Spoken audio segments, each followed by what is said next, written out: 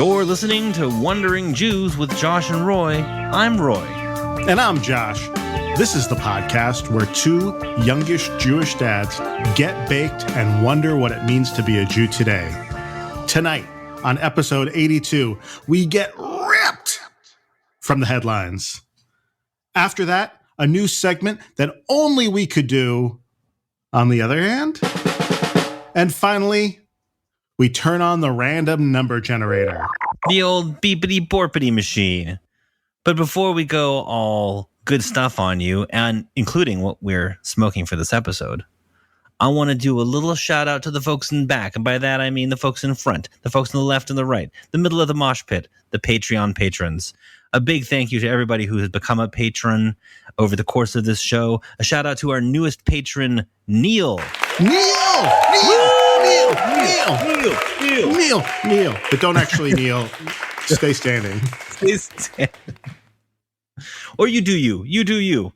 And then in addition to a shout out to Neil, a shout out to another listener who became a Patreon patron and then who also availed himself of the function that allows you, the listener, to send us, the hosts, a voice message. Yes, it's Ken. Ken, this is 2 shout outs on the show. Let's listen to what Ken had to say.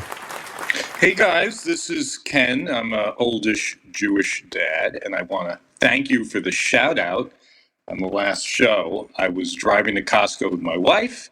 I'm assuming it was me. I don't know how many other Kens there were, but I was a little surprised because I'm thinking I only gave them $1. But that's the kind of guys you are. So, hey, I want to thank you. I love your show. The shout out made my day. Really appreciate it. And hey, keep wondering. Thanks, Ken. Could you imagine listening to this podcast on your way to Costco, Roy? I mean, that sounds like everyone's dream, Josh.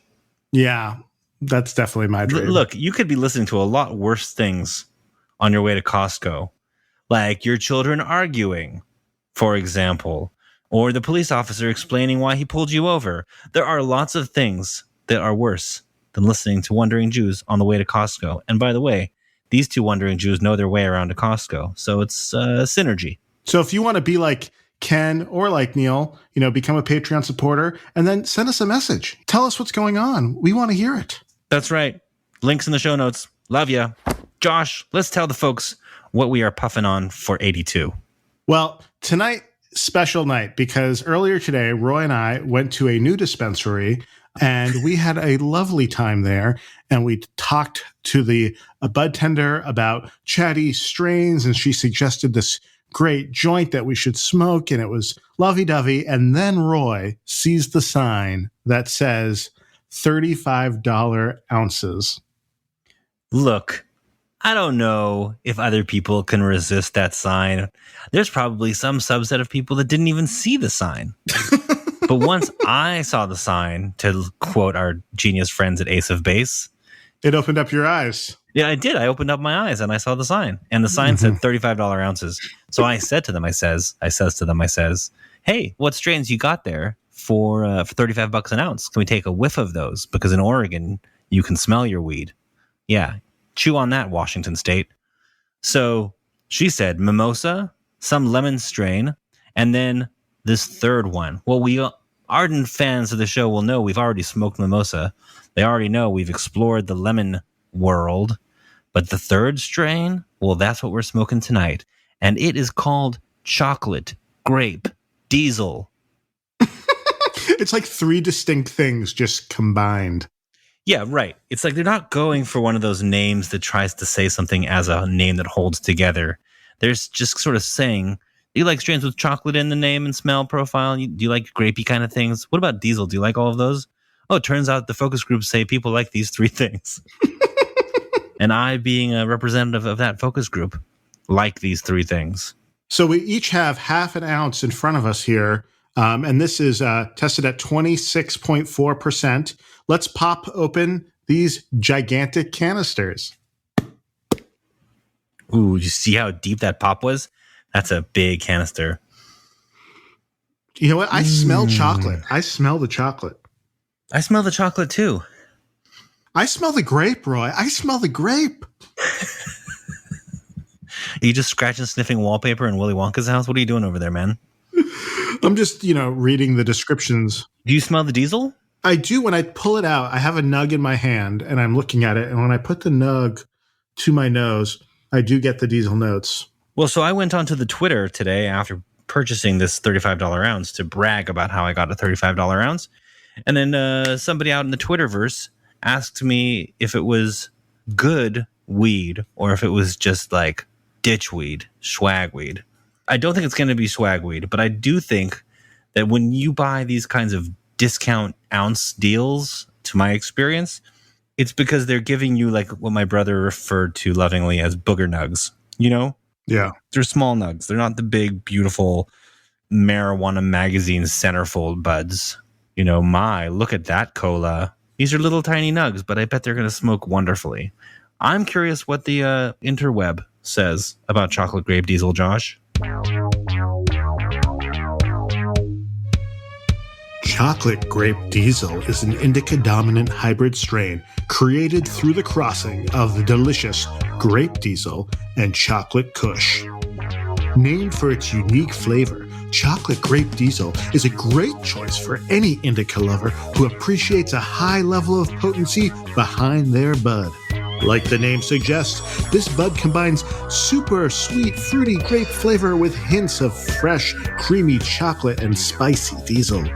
The aroma is on the pungent side, with the spicy grape and berry overtones accented by sharp diesel and sweet chocolatey earth. The chocolate grape diesel high is one that will help you really kick back and relax, offering an immediate cerebral stone and full-bodied soothing sensations. Your entire physical form will stretch out and relax with this bud, resting gently wherever you happen to be sitting or lying for hours on end. Your mind will stay lifted in a calming state of hazy cerebral bliss from start to finish with this bud. With these effects and its super high THC levels, chocolate grape diesel is often chosen to create conditions such as chronic stress, headaches, migraines, depression, or mood swings.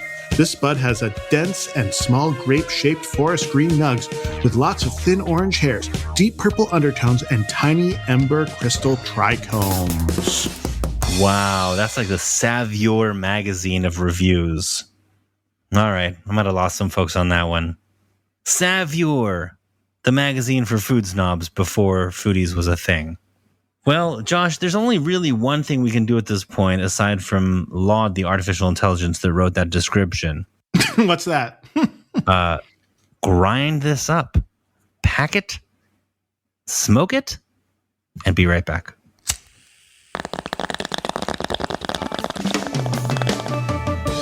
What just a joy, just a technological joy day.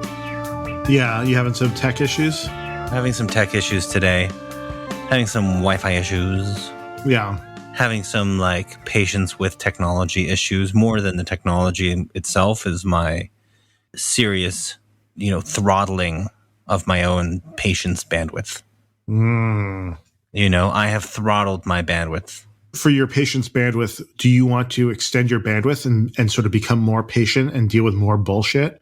Or would you rather somehow elevate the power of your anger and my signal? Yeah, make it stronger. And just blast through it? Yeah, break those barriers. Well, there's the answer that I think is the sort of morally right answer, and then there's the answer that I would truthfully give if I was on the stand. Mm-hmm. And I think people can figure out which one's which, How have you been figuring out this chocolate grape diesel? Well, it's a good reminder. Do not be distracted by the $35 ounce price tag into thinking that somehow it is discount weed. Mm-hmm. It is not. It came on pretty clearly. It seems to be working. It's like in Austin Powers, it sort of gave me a little "How's your father?" A little "Ooh, hello." I wasn't expecting it. I don't know what I was expecting. And I realized that, the mood that you're in also affects how the strain affects you. That's true.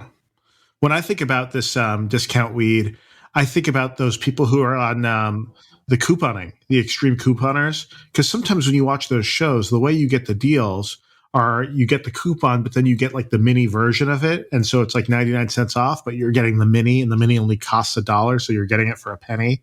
So that's what I feel like we're doing with the Suite here. And it's great. Pennies on the dollar. Yeah. I just referenced extreme couponing not that long ago, maybe just in the past 48 hours. That's very interesting that you would reference it. Mostly because I never watched the show. I just know that there are people out there who know how to manipulate the coupon system, but the trade-off is that they spend their whole life doing it. That's true. You know, it's arcane. It's like studying alchemy. You could get really good at it, but you are going to sign your life over to that particular mastery. That's how I feel about anyone who has a passion. You know, like I don't trust them. Why are you so focused on that? Why are you so focused on the trumpet? What's wrong with you? What's wrong with you? Why do you have so much drive and motivation? What's that about? Yeah, I don't get it. What have you not figured out about distraction and procrastination?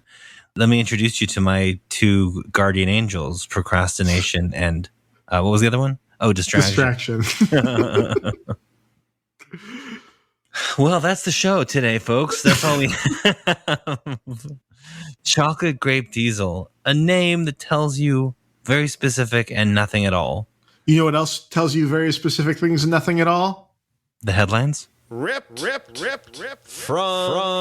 the headlines.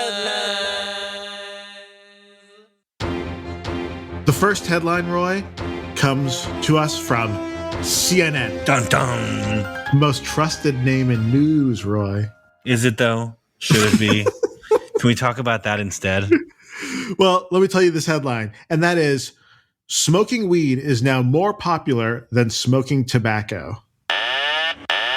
This is a big deal. When they do like on VH1 in the year 2150, and they're doing like, remember the 2020s, this is going to be the moment, and this is the headline they're going to throw in.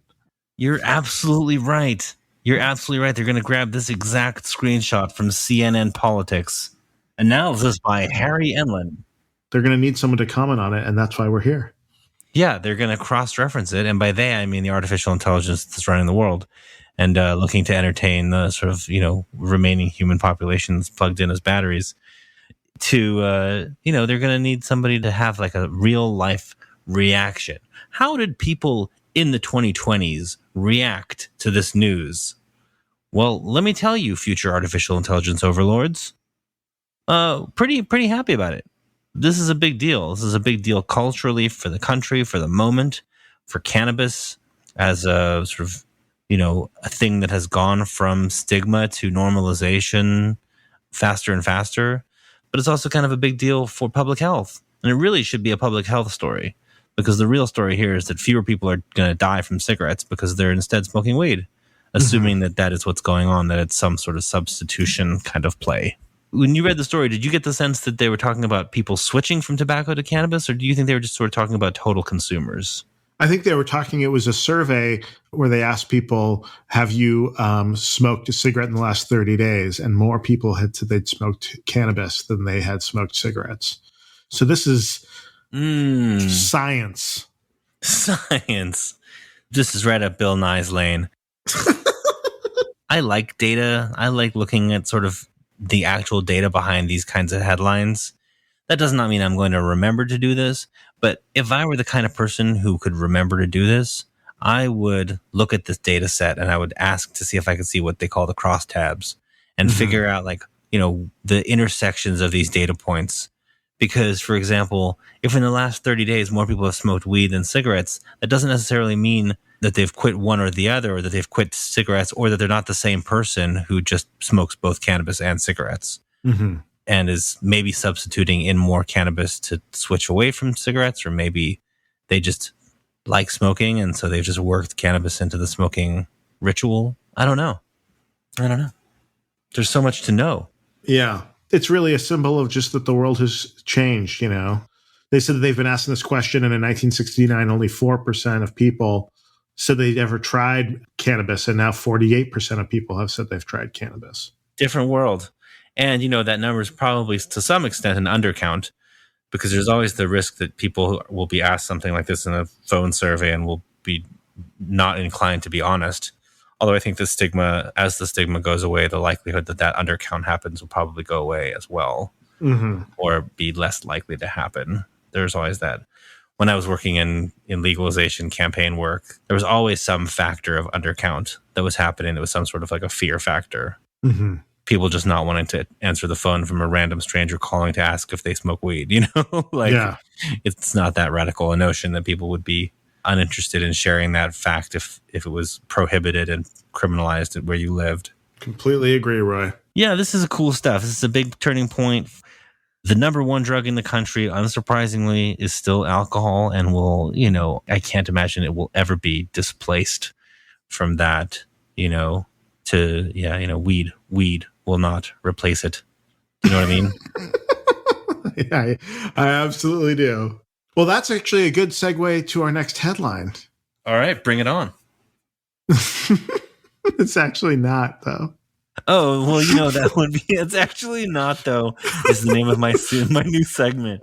I'm starting a new segment where I just listen to Josh's old segues and I talk about how it really isn't, though. It's not really a segue at all. Let me tell you about this next headline. Okay, tell me about it, Josh. It's from the Willamette Week, and the headline is, an Oregon board is renaming Swastika Mountain.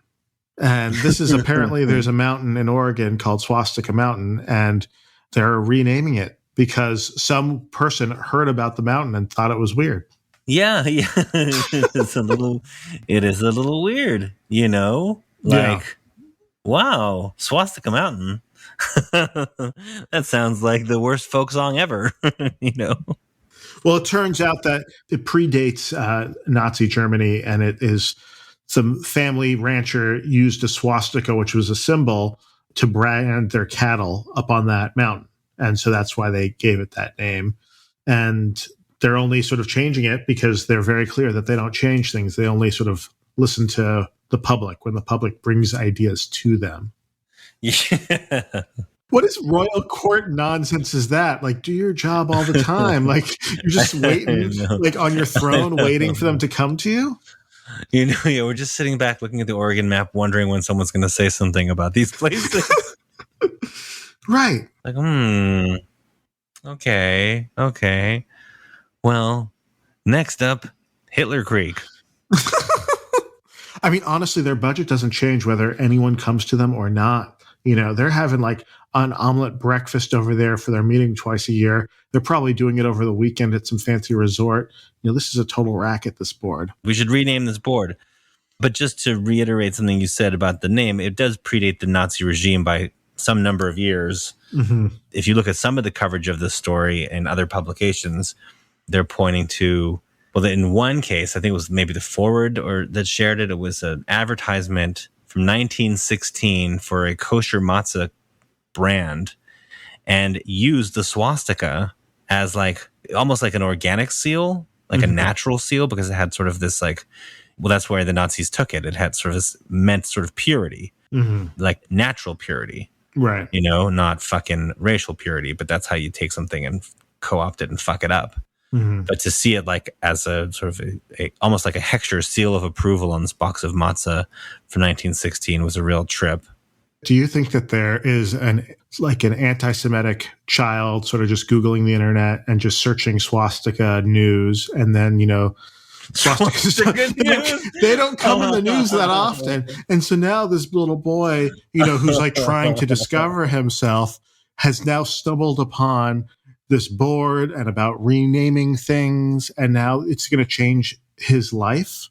Like, do you think we saved someone's life tonight? Wow. I really appreciate how grandiose you went with that. That was really something. First of all, I like the idea of a little boy like Googling swastika news. You just type in swastika and then you hit the news tab. You don't want to see an image library. You want to just hear, lately in the news, has swastika been big in the news lately? It's a pretty astute young boy. But yeah, Josh, I think we did. I think that young boy who clearly being raised by anti-Semitic parents somehow stumbled upon wandering Jews in his search as well. Maybe he Googled Jews and then we came up and then he learned about Swastika Mountain from us in the future when he hears this episode. Well, when he does, he should go to wonderingjuicepodcast.com, click the green microphone, and Leave us a message. That's right. And hey, kid, while you're at it, become a Patreon supporter. The next headline, Roy, comes to us from the Washington Jewish Week. And the headline is, Jews in Gameland. Here's where to spot the Jewish characters in video games.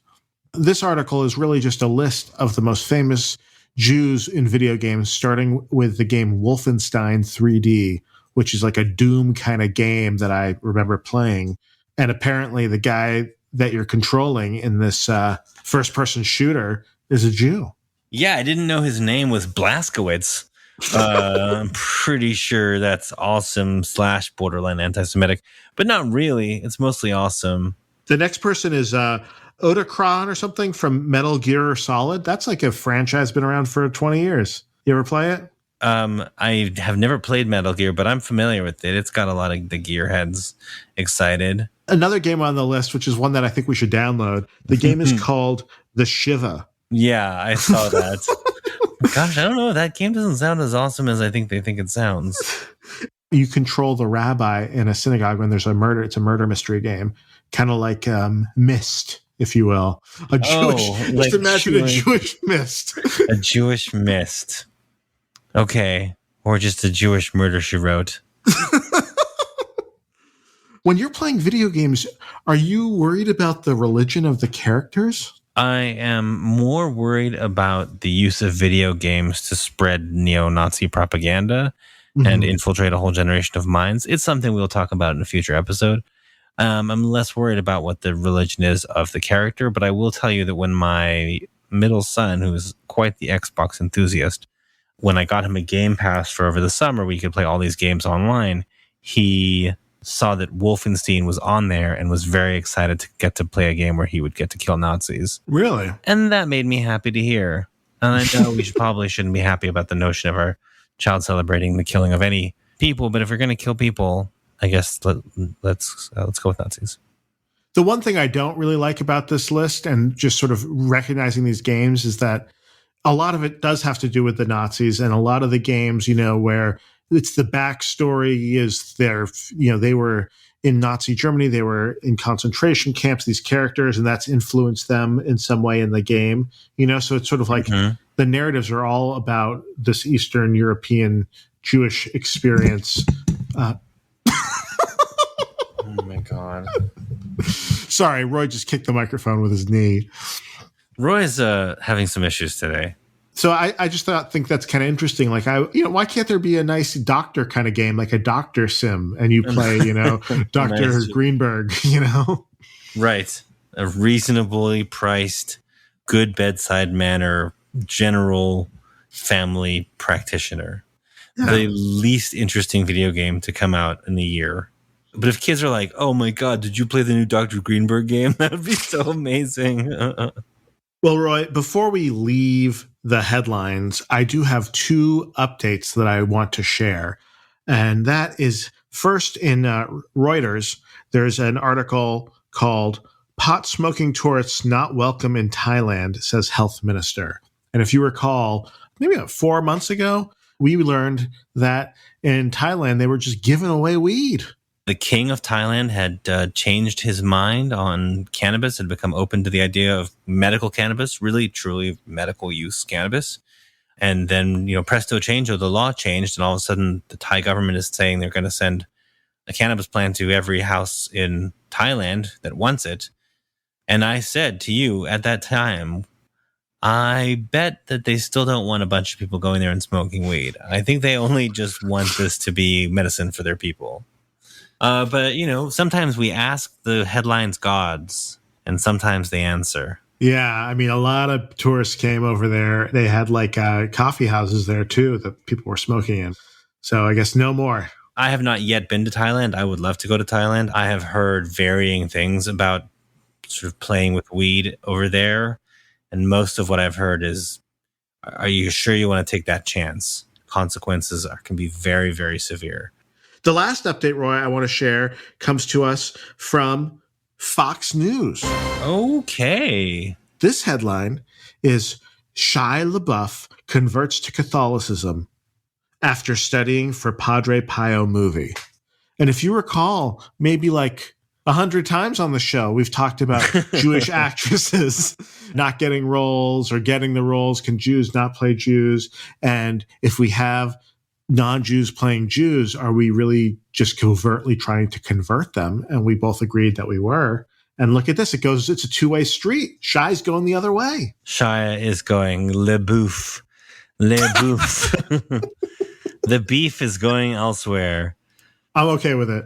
I'm okay with it too. I don't think anybody's all that crushed about it, but it is interesting, like he plays. So this Padre Pio movie, which just sounds like a confused mix of sports teams, but like it's about a Jewish man who converts to Catholicism and becomes a priest. Is that the storyline? Am I getting that right? No. This is about a famous priest from like the 1600s. It's like a biopic just about a priest, but he's, method. That's all. Super method. And he played the priest and he was so moved by Catholicism. Well, he studied for it. And so he did all the things with all the priests for a while, and then got in deep. Wow. That's amazing. I mean, Catholicism is still pulling converts. It's amazing. Do you think that if you just got all the method actors in a room and said there was a part where they joined a cult, do you think they could snap out of it at the end? No. That's interesting. I think the method actor approach is so engrossing that they lose their ability to remember who they were. At least that's what they're going to say on the witness stand. You know what I mean? I do, Roy. I need to know, how high are you? I'm definitely still a little cheesed. Yeah. I feel it sort of in the eye sockets. You know what I mean? Yeah. I feel like this weed is also in my face a little bit. I'm also feeling like it's settled in. I feel like whatever that initial accelerator was, Roy, I'm trying to throw it to break and you're literally lighting the bong right now. Oh, they can't hear me, Josh. No, they can't. This is what happens. Oh, man. You're talking about the strain and you're just making me remember that I kind of like it and it's right here. Okay. It's right next to me, Josh. What am I supposed to do? All right. Well, why don't we take a break so you can finish that ball and I can start mine, and then we'll be right back. Touche. Roy, this chocolate. Grape Diesel. Grape Diesel. Yeah, this is a terrible name, guys. It is a terrible name. I mean, look, a lot of times people go with strain names that don't sound anything like the parent strains. And then you're like, what? How the fuck did they get that name out of these things? In this case, it's like a cross between like chocolate grape and diesel, or like, it's like, okay, that's pretty direct. They didn't get super innovative in the name department. They went with extremely taxonomy informed. Yeah. How are you feeling right now? I mean, I'm feeling like I want to talk about taxonomies, so that's probably a good indicator. I just want to get real deep up in taxonomies. So yeah, I'm pleased with this. This is a $35 ounce. I'm not complaining. And this is what I mean. The weed is great. It's just not the big, beautiful buds. People who like to buy weed and like to see those big nugs in their container get real excited about big nugs. It's understandable, but it's also ridiculous because you're just going to break off pieces and smoke it anyway. You're just going to break it into little boogers before you smoke it. You can't put that whole giant nug into your bong. Right. You don't live in a cartoon world. You can't do that. You got to have to break off a piece and put it in.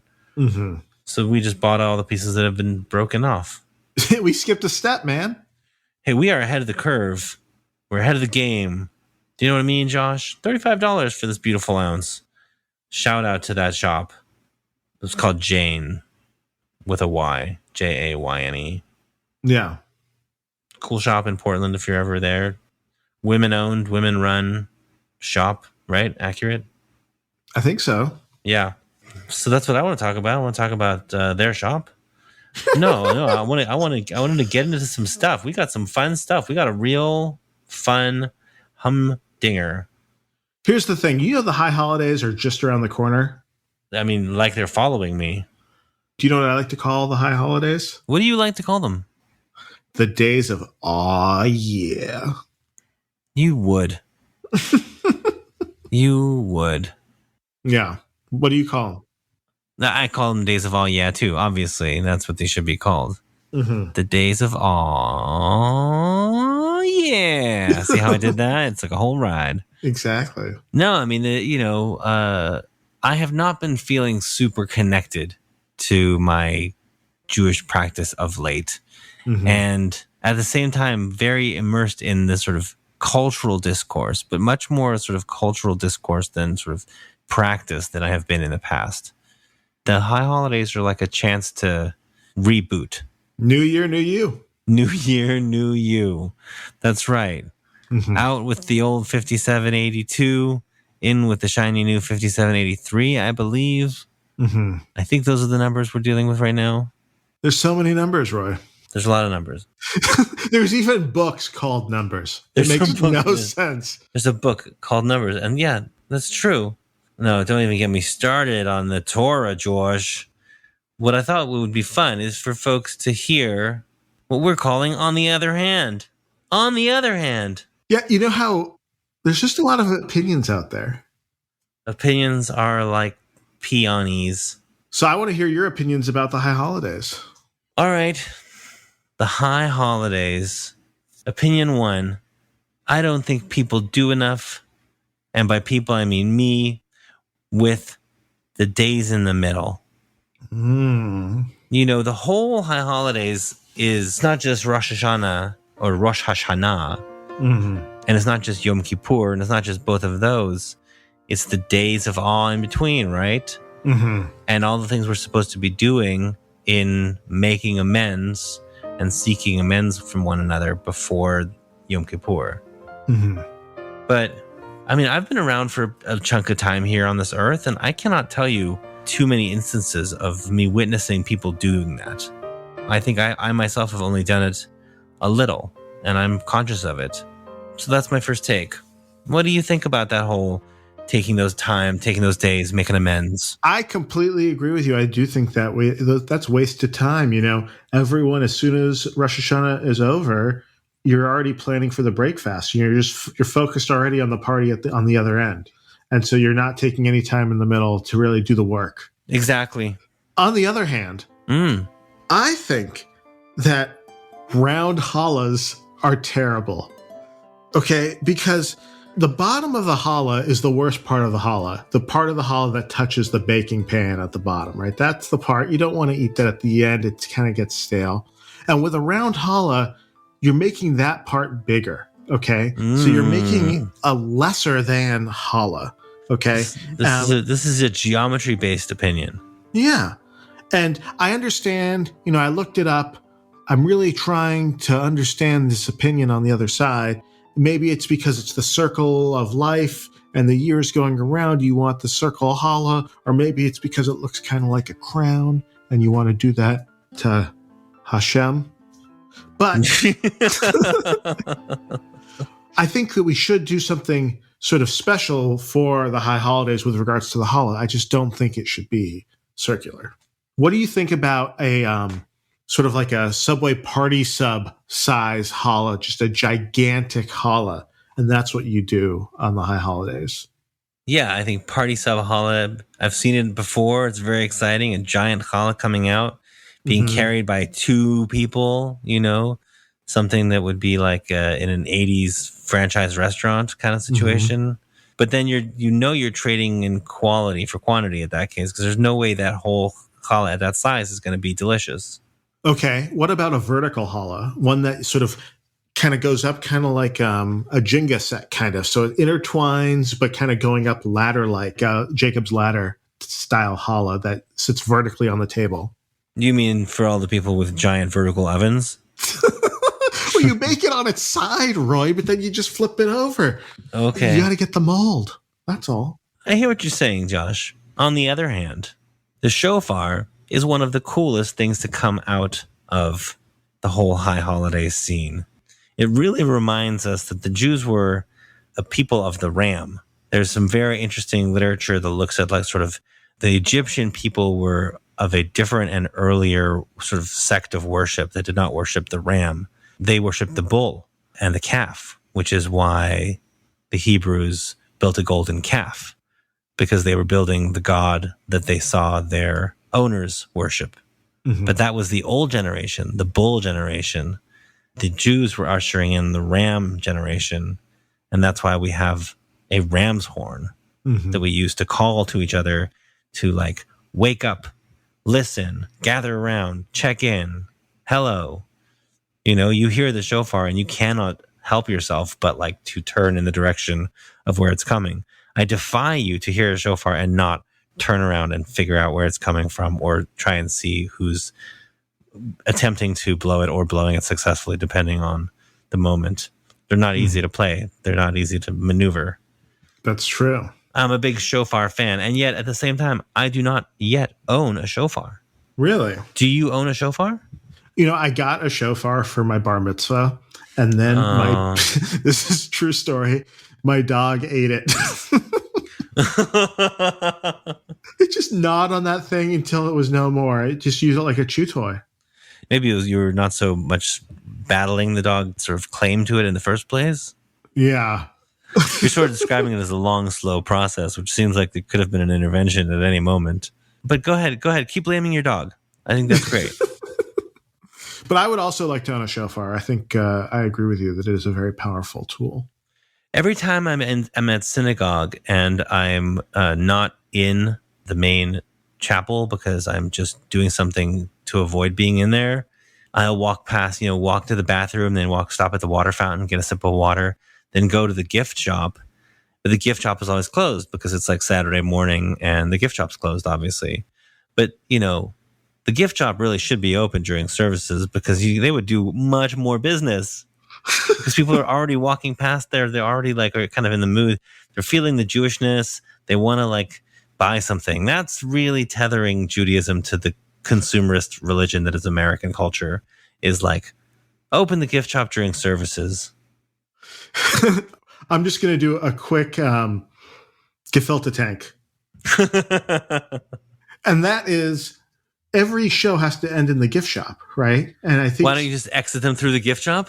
Yeah, and I understand you can't sell anything on Shabbat. You can't, that was a pretty stupid play, whoever thought of that idea. But what you can do is kind of what they do with QR codes. Like we could have, you exit, you see all the Judaica right there, and it's all online, and you order it, and all you have to do is take out your phone and scan it, and you don't feel bad, but people could sort of be browsing while you're checking out of services and checking on your phone and leaving, whatever you think you're doing during that time.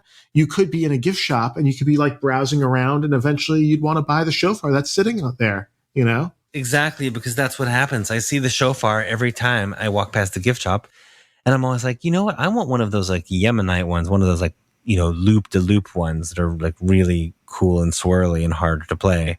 Definitely. But the gift shop is always closed when I'm there. And then when it's open, when am I stopping at the synagogue during gift shop hours? Yeah. Help a dad out. Yeah. The synagogue that figures out that they could geolocate where you are in relation to the products and then peg you as a shofar guy. And then the rabbis could really sort of lean into the shofar with you, and then you'd feel really connected. They can make a more personalized experience through Judaism through my gift shop idea. Oh, so you're talking about sort of using a consumer data of the Jewish gift shop to sort of look at sort of meta trends and then use that to kind of inform the sermons, so the sermons play to the existing predilections of the audience, which makes them feel more connected and more likely to spend more money at the gift shop? Yeah. That's what I thought you were saying. On the other hand, I know that shofars are important, but we need to stop buying Hallelujah, which is America's #1 anti-odor shofar spray. Okay? Yes. Shofars smell because they are the horns of dead animals. That we're spitting into and then leaving alone. Dead animals smell. When you spit into things and you leave liquid in closed space, okay? Yes. Things start to smell. That's part of the shofar experience, okay? The stink of it. Yeah. I mean, can you imagine getting up on the bima with your shofar, but before you get up there, you spray banaka in the shofar and try to get it all nice and clean for you like it's an anus? So first of all, are you banaka-ing anuses? Is that what's going on? You shouldn't do that. Second, do people under the age of 40 even know what Banaka is. We're youngish. We're Roy. youngish. But no, I'm just saying, genuine question. Our younger listeners, hey, college cannabis correspondent Maya, do you and your friends know what the hell Banaka is? No clues. No spoilers. But yeah, point taken, Josh. You are against removing the stink because the stink is part of the experience. I completely agree with that. I do. On the other hand, Josh, while there's a lot of attention paid to shofars, there is maybe too much attention paid to high holiday sermons. You know, high holiday sermons are like the Super Bowl of sermon writing, and rabbis put a tremendous amount of pressure on themselves, and their congregations put a lot of pressure on them to come up with something that has like never been thought or said before, which is so absurd, you know, and so extremely unlikely. And then it also kind of gets awkward because is it going to get political? Is it not going to get political? Are they going to do an overt ask for money or a subtle ask for money? Or like, how's this going to go? So could we just rethink the whole approach to high holiday sermons, please? You have to think it's exactly what you said, Roy.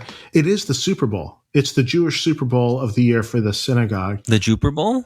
And the sermon is the halftime show of the Super Bowl. Okay? The halftime show? The halftime show is supposed to be fun.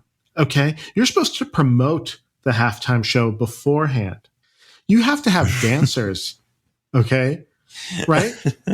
You have to make it a spectacle. The sermon is the spectacle time of the service.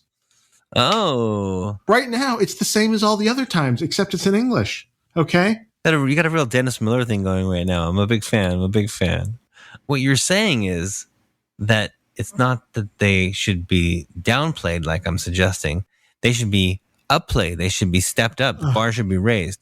You might want actual literal like backup dancers, like high holiday sermon with like lights, musical cues, dancers. And the Rockettes. Fucking t-shirt cannons. Yeah. But that shoots like taluses, like a talus cannon. Could you imagine if it's like, for Rosh Hashanah 2024, we have the Bellagio light show, the water show inside the sanctuary. That would be so awesome. Why not? Can you imagine a Yizkor service with those fountains going the whole time? Not a dry eye in the house. We've got the Harlem Boys Choir coming to perform Kol Nidre. Yeah. You know, just chill you to the bone. Got to promote it. That's all I'm saying. Well, you know, once again, you've misidentified the real gefilte tank opportunity here in this episode.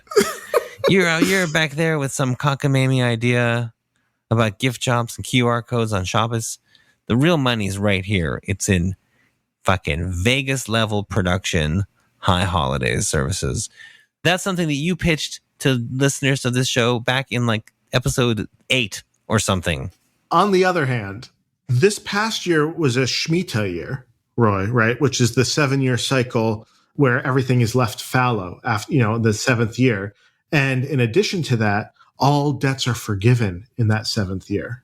As the Torah says, if you can't beat the Shemitah. So now that Shemitah year is over, right? And we have a new year where new debts can accrue. The synagogues are doing it all wrong. And it is time to accrue new debts. And because of the state of the economy and the state of the world with higher interest rates, okay? This is all good for the synagogue. So what I think, instead of asking for money at the high holiday services, the synagogue needs to get everybody on their own co-branded credit card. Just imagine a credit card from your synagogue and you get cash back, right? And then that's how the synagogue's making money on servicing your debt. I think that's a better play for a synagogue. I really do. And just imagine, you only need 613 more points to get to the platinum level, Roy. That's true. This is the benefits of holding a Beth Israel MasterCard. And there could be priority seating in the synagogue for priority level card holders. And priority parking. This idea really sort of re-stratifies the existing hierarchy. Thanks, Josh. That's what we needed. I just think it's a good idea. Yeah, I can tell.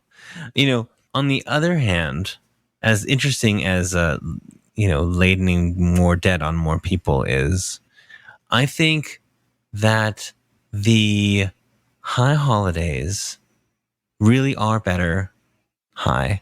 I do think people should incorporate cannabis into their high holidays.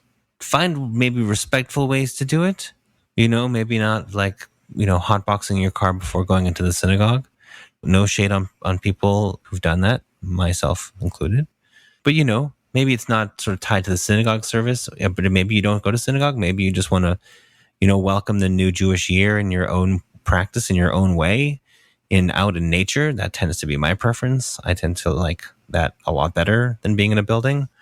But if that's how you're going to do it, if you're going to sort of usher in Rosh Hashanah and close out the old year, think about having your name written in a book of life for one more year. Maybe smoking a joint out in nature is a good way to mark the high holidays. I think Tashlich, this is the perfect place to do it. I mean, you have nature and you have a bunch of bread. You do. On the other hand, Roy, the real mitzvah of Rosh Hashanah is to listen to the sound of the shofar.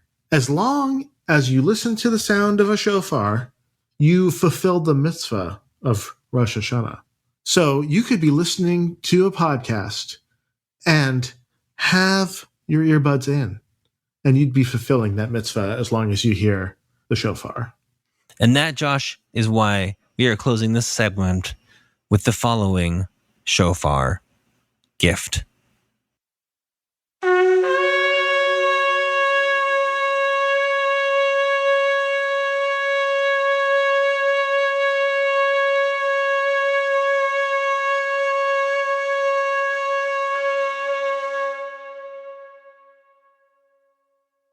So, Roy, how high are you?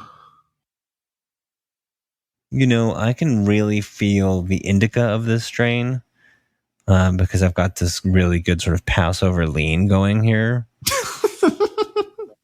But at the same time, I can also feel the sativa. And, please send us letters. Tell me how binary I'm thinking by using terms like indica and sativa. Like, I'm not aware. I'm using these as shorthands, critics. I wouldn't mind a letter. I wouldn't mind a letter. It's all right. I'll sit in the dark. So yeah, that's how I'm doing. How are you doing, Josh? I'm feeling pretty good. Like, I feel like we sort of got a great deal on this $35 ounce, Roy. I know it. It doesn't even come with any sort of demonic possessions. It's really just a good deal. Yeah. I wish there was a way we could give these little tiny booger-sized nugs to people. Yeah, I wish so too, but there isn't. So we'll just have to smoke it for them. Okay, that's fine. I'll do that too. We'll take pictures, maybe post them somewhere, maybe on the Twitter, maybe on the Patreon. We'll see what happens. But Josh, you know what I'm wondering about, Josh? What's that? I'm wondering about our old friend, the random number generator. Yeah, I have it right here, Roy. Have you dusted it off? Have you given it a good shine? I've been blowing on it like a Nintendo cartridge.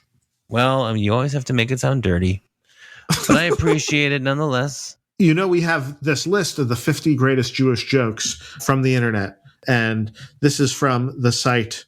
And people want to know where they're actually getting these jokes because it's important that they recognize that this is a real thing. This is from... I'm pulling it up because I was reading. This is from internetsite.info. No, this is the 50 best Jewish jokes as told by jewishcareinteract.org. Oh my God. They know their comedy, Roy. Unbelievable. I mean, look, just because it is technically a source, because you could go there and see where we got it. Like, we know. Okay. You know what? All we're doing is we're just asking someone else to build a better database. Okay. This doesn't exist right now. We need to have a repository of the 50 greatest Jewish jokes that needs to be from another .org that actually has some gravitas. Yeah, we should contact our friends over at YIVO Institute and ask them if they can put together some sort of an archive of the great Jewish jokes. Let them be the arbiters instead of jewishcareinteract.org. But still, nevertheless, and none so much, we are going to use the list and we're going to pick jokes. So let's turn on the random number generator and see what number we get.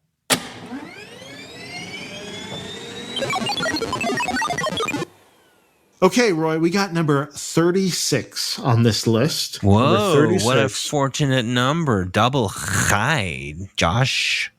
I'll read the joke, and then we can talk about it. Let's hear it. And then maybe, honestly, once we learn from this joke and the meaning behind it, maybe you'll read it differently, and it will speak to you differently, and we can make it better.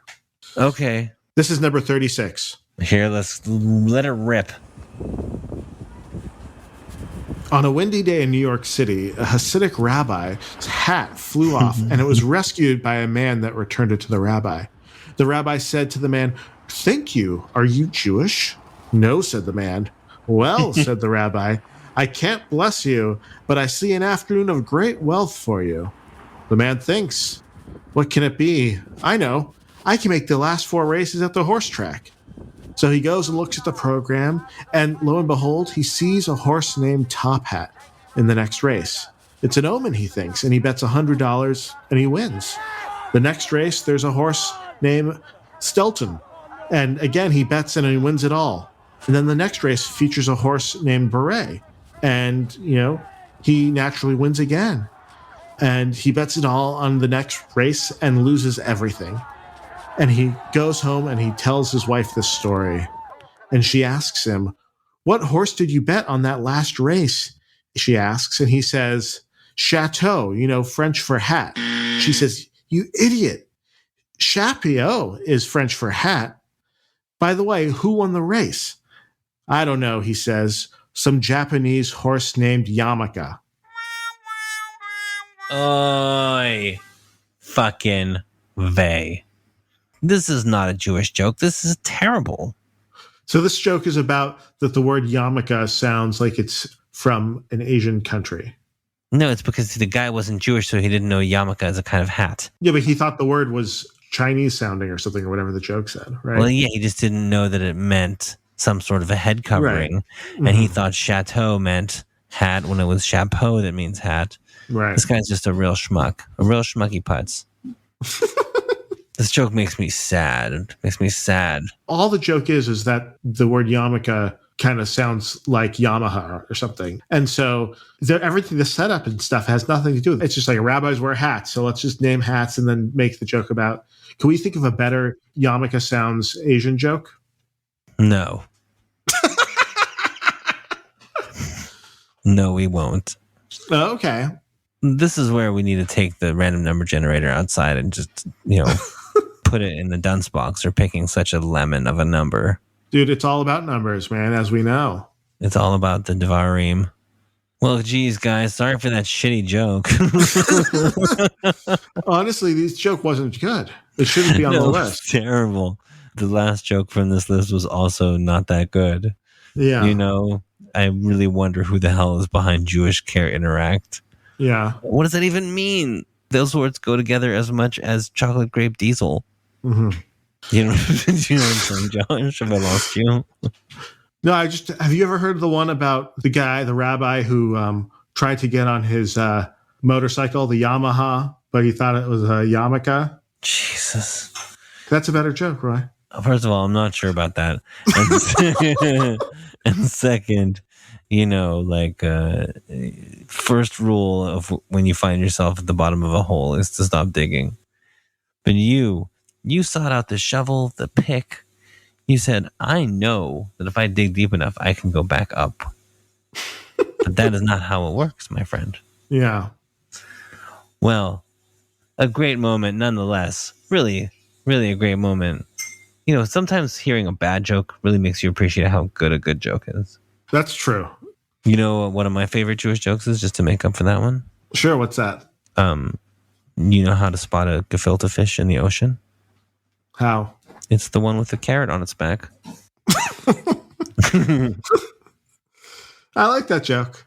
Thanks. Yeah. Me too. So I have to ask you, Roy, would you grow this?